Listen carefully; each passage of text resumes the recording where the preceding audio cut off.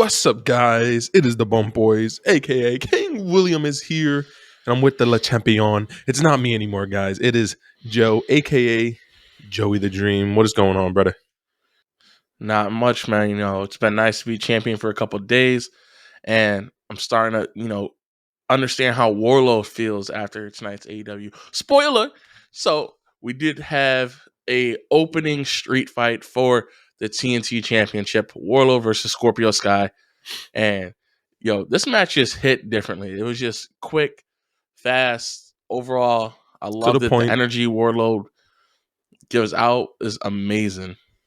Most definitely, man. It was a good match. The back and forth. You obviously had the interruptions where I thought they were maybe not going to put on Wardlow and kind of continue the storyline, but they Yep. they let it go, man. They were that was a lot of confetti, man. I'm just gonna say that a lot of gold confetti. Should have had some silver in that motherfucker because that shit was way too much gold. That shit looked a little cheap. Well, they went to Halloween City. You feel me? Or Party City, and got one of them Bought that birthday shit in fucking bulk. confettis. Yeah, facts. Bought that shit in bulks, big bags, the Moch bags. But it was a great match. Glad to see Wardlow get gold. There were people with signs saying it's time for Wardlow to get some gold. So once again, you can't knock Wardlow getting the title. He's definitely helped to bring AEW to the younger crowd. The girls love him. Oh my God, Wardlow. Facts. I love the They guy. love him. You know what I'm saying? Yeah, I love the guy, man. He's nice. He knows what he's doing. So congratulations to Wardlow winning it. It was a great match. If you haven't seen it, go check it out. Yeah, congrats to Warlord. A+ for booking for such a long time. He's beaten MJF towards the title, which is pretty interesting. Mm-hmm. But another person who's been on a tear lately is Christian Cage and Luchasaurus, who was interrupted by Matt Hardy.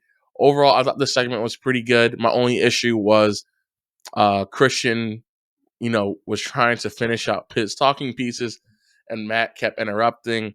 So it just didn't feel like they were, meshing too well, Mm-hmm. promo wise. It just kind of seemed like, it just seemed a little off for me. I don't know Yeah, it if you was. have an opinion on that. Yeah, it was okay. The beatdown, I gotta say that beatdown. Luchasaurus was It was taking a it good to him. beatdown. It was definitely a beatdown. Maybe go a little darker on that music. You know what I'm saying? Maybe ask Kane, be like, "Yo, Kane, let me get that." Let's get that shit. You know what I'm saying? I get so much Kane vibes from this. That's what I'm saying, and we gotta say, Danny did point that out. You get a lot of Kane vibes. So keep pushing him.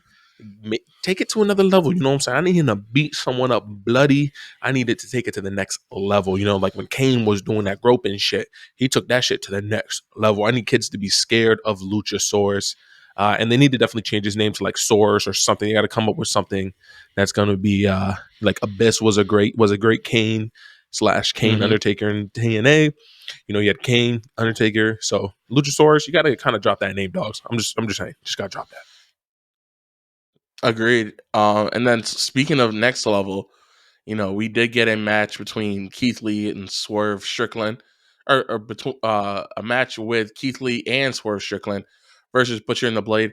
This match was pretty good. It just kind of seemed like there wasn't too much vibing in the ring. Overall, it should have. I feel like I was looking for something a little bit more, a little oomph. But overall, I think it was a decent match that set up a rematch of, was it Revolution or Double or Nothing, where Well, we had no, the triple threat? but they weren't involved in the tag team because the Luchasaurus Jurassic Express was there, so we didn't have the Young Bucks. It You're was right. You're Young right. Bucks. Yeah, I will say this. It's Finally, the same, but the Young Bucks. yeah. So with the Butcher and the Blade, and the Butcher looks to Butcher, the big dude. His new ring attire does not flow with me, bro. With the fucking the frail shit, whatever the fuck you call it, the streamer shit on the boots. He looked weird, so he need to scrap that shit. But finally, the Young Bucks are not in a feud with FTR, Jurassic Express, uh, Penta, and the Lucha Bros or FTR. It's so nice to finally see them incorporating other tag teams. So hopefully we see. We are going to see it next week. We're going to, or at the pay-per-view, whatever it is, we get Keith and Swerve, which I wouldn't mind them seeing in the titles, but we do get to see Ricky Starks and Powerhouse Hobbs. So it's nice to, they're starting to incorporate the other tag teams. It's starting to feel a little fresh, get the Young Bucks kind of into a different dynamic, which is nice. I agree. And then this next segment, I think, was trying to be a little fresh, a little too cute. It just wasn't something I was too big into. We had the Dark Order just saying that they were there because they're in Rochester for Brody Lee. I understand. I'm not going to get into that part. But, we did get Rush versus Penta. For those who doesn't know, Rush is a former ROH champion. Great time to plug in that ROH pay-per-view you're going to be talking about. Because, this is an AEW. It's now ROH/AEW. Mm-hmm. So I thought the match was all right. It wasn't anything special to take home. But Penta did lose to Rush, so I thought that was pretty big. But I didn't know who this dude was, and so I had to Google him. Yeah. And then I was like, why is Penta losing to this dude? Well, remember, he was in a popular tag team with what is Eldrado. I said Eldrado. Eldrade. He was in a popular Mexican tag team with Yes. Andrade, and they were pretty beastly, and they were forming reuniting the tag team in AEW. I gotta say that the chops that they were going back and forth. I gotta say though, this still feels stale for me, and I hate to say it, but I'm kind of tired of Penta. Like, I don't know what it is, man. It's just I feel like the matches we're getting kind of aren't him. Like he's kind of more grounded. I know he's wrestling bigger opponents, and it just doesn't feel like him. I don't know. I don't feel like we're getting the best Penta compared to what we were getting when AEW first started up. And I was just like, oh my god, who is this? And then we got the greatest. Ray just had a banger last week with Andrade. So I feel like Penta also needs to drop that motherfucking Nick. Whoever that dude is, he's ass, bro. He always gets his ass beat, and he never stops anyone else from whooping Penta's ass. They need to get yo. You need to go. You need to go. Get him out of there. Whose man's is this? He always gets his ass beat. Yeah. He needs to get the fuck out of here. Alex doesn't do anything. Oh, his name's Alex. Like. Yeah. I do agree. It's been stale lately. Penta's been a little stale. He hasn't been the. He's kind of taken a big backseat since Ray came back. And I just don't know. It's like back to the drawing board. It's like they push someone else, they got to pull someone back. And I feel like, that's one of the people who got pulled back. But, I will say the next part, it was a squash. It wasn't that big of a match. It was nothing really happened. But the Acclaimed and the Gun Club, bro. I was about to say, don't ever put. I love it. Whoa. Put some spec on their name. Don't ever put and the Acclaim in the same sentence. You don't ever do that shit, dog. I know you're the champion, but you don't disrespect me. You know how I feel about the Acclaim. You know how, bro. I just want to say, I never said they were bad. No, I'm not saying bad, but don't put them in this and the Acclaim in the same sentence. Don't ever do it. Just don't do it. You're getting wild. I gotta say this. I'm glad I was able to join I'm glad I'm not a bandwagon fan of the Acclaim. I'm glad I liked them before they were them. Before people really were like, yo, these shits is hard. I was like, yo, this shit is hard. I gotta say though, if I was in Rochester, New York, Tony Khan, I know you had to do it to sell the whole feud, which it worked, but I need at least $20 back for my ticket. I didn't get to hear Max Caster rap. I didn't get to hear Anthony Bowens be like, boss, New York. I need $20 back. You got to give me some of my money back. I'm just saying. But I got it because he's in a stomping ground. This was refreshing compared to the Penta and the Rush match we got. This was extremely refreshing. It was nice to see Bowens back in the ring. First time back, obviously, with the whole knee injury.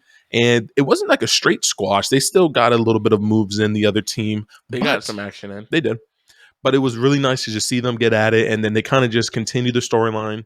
And I have to say the highlight. When Bowens was on the ground looking up, scissor me, daddy-o. And then he gave him I don't know what his move is called, but he gave him the big leg drop thing. The famouser. I was just like, the Booker T. I was just like, yes, this is what I want. Now we just need to see if AEW, I feel like there's going to be a banger of a feud. Acclaim they need to get to that title level. Will they pull that trigger? That's all I got to say. I think once they do, they're going to be, it's going to be an amazing title run, or it's going to be at least interesting. But we did lead on to a lot of ROH stuff that happened. They're gonna do was it Death Before Dishonor that's coming out July 23rd.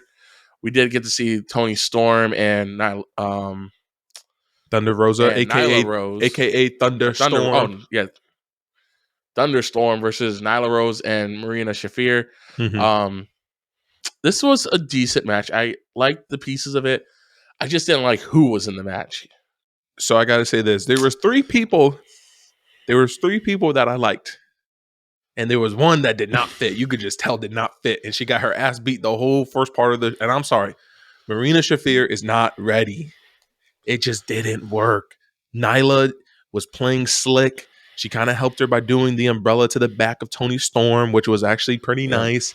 And Nyla came in and started kicking ass. But Marina Shafir, it's one of those where I know, like, who? I don't care that she used to be this big wrestler, fighter, whatever you want to call it. She's still, it's just like the Hook thing. Like, I like Hook, but he's just not there yet when it comes to the wrestling capabilities. And you could really see it in this match because everything was flowing well, but all the sloppiness kind of came from Marina Shafir. I'm sorry. I got to do it. I'm going to call you out on it. I agree. It wasn't the greatest for Marina Shafir. It was weird that Jim Ross was hyping her up so much. Like, hey, she's gonna be the face of the company in a couple years, or and she getting her ass whooped. Like, she's gonna be the biggest thing. But I'm just like maybe. We talked shit about Liv being sloppy a year ago, and now look at it. She's SmackDown Women's Champion, and she's looking better, but nowhere near where I would want her to be. But she's she's done up there, man. She's definitely like, she's viable. A lot of the sloppiness is really kind of gone away from her. If you look at it, once again, this is off topic, but Shotzi's kind of in the Liv spot where like she's a little sloppy, but she has the potential. I think Liv has gone up there, but Marina Shafir is just like right there. Like, she is just not at that level yet. And I thought you really could have had even more of a banger of a match, because the teamwork between, if they ever do women's tag team belts, Tony Storm and Thunder Rosa, they have a fire named Thunderstorm. Like, that's already tough. Like, it works in their names. They have the look. They merch. both. I feel like that's all it was to sell some T-shirts. I think that's what it was. Like, I need a Thunderstorm T-shirt. So Tony Storm, Thunder Rosa, if you see this, let us know. We know one of y'all boys, Chaos. Put it. We need to get one of them T-shirts, because I think that'd be fire. Like, both their faces, half of their face, or something like that. But yeah, I get what you're saying. Marina Shafir, but overall the match I thought was still good, and I think we had just one more match, right? Yeah, we had the world champion, the AEW interim world championship match, Jon Moxley versus Brody King. Ultimately, Jon Moxley choked out Brody Lee. Brody King. Whoa. Can't kill a man twice. Whoa. Brody King. Chill. This match I didn't like. This match was not. You took the words right out of my mouth. It wasn't great. Just very boring. Jon Moxley, I feel like, does the same shit over and over.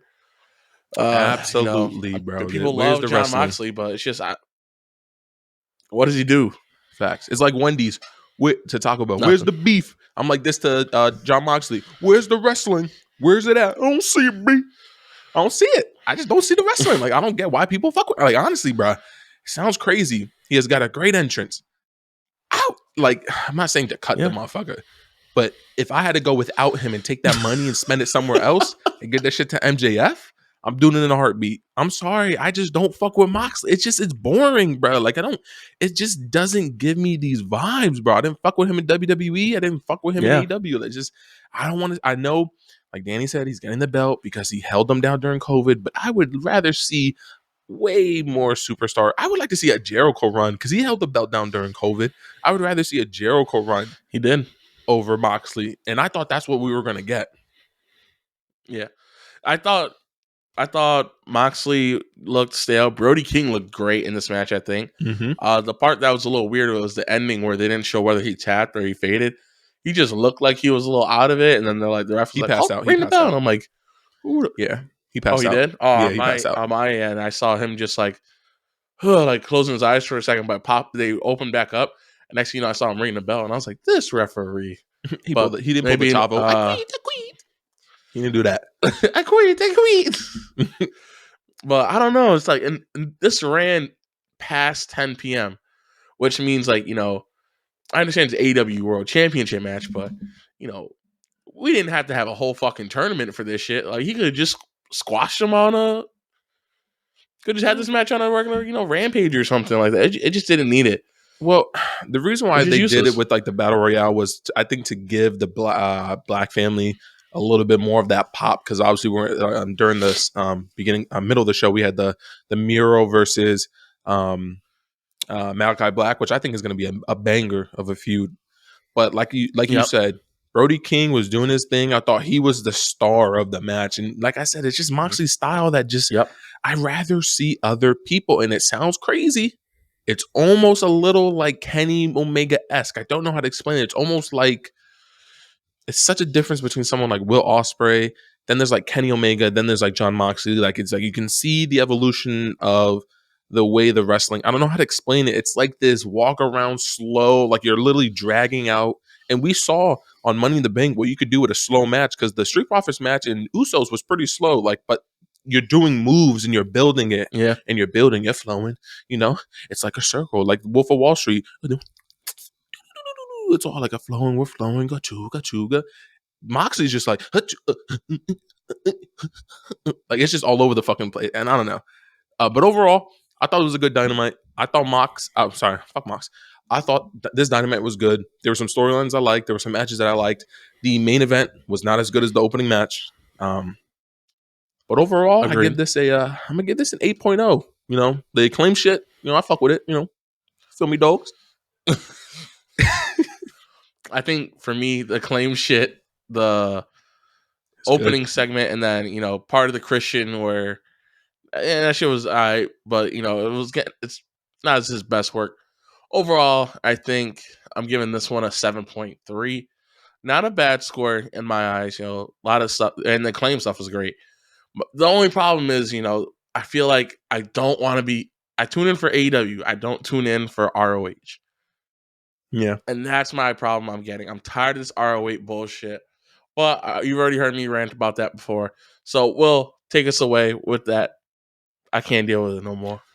One last thing. Let me just give him his prop, because I did want to make a note of this.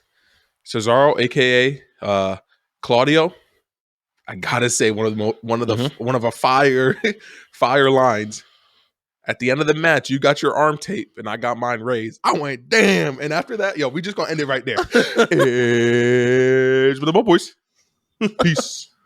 Must bid you adieu, a goodbye, mwah, and good night. Oh my God, it's so great. Bang!